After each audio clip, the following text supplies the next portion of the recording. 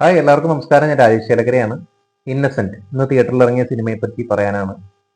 കലാഭവൻ സതീഷ് ഏട്ടൻ ഡയറക്ട് ചെയ്ത് അൽത്താഫ്, അതുപോലെ തന്നെ അന്നാരാജൻ, നാർക്കലി മരക്കാർ, അസീസ് നെടുമങ്ങാട് തുടങ്ങിയവർ അഭിനയിച്ച സിനിമയാണത്.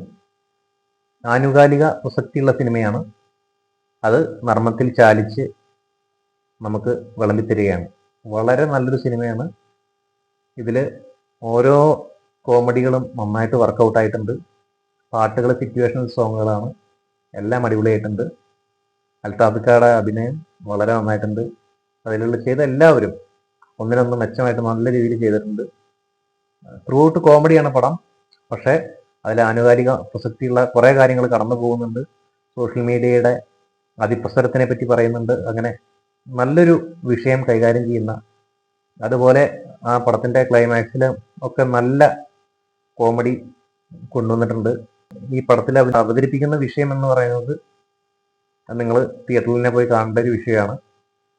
അത് നടപ്പിലായാൽ വളരെ നല്ല ഒരു കാര്യമായിരിക്കും കേരളത്തിൽ. അപ്പോൾ കൂടുതലൊന്നും പറയുന്നില്ല. എന്താണെന്ന് അറിയാൻ നിങ്ങൾ തിയേറ്ററിൽ പോയി കാണാം. ഓക്കെ.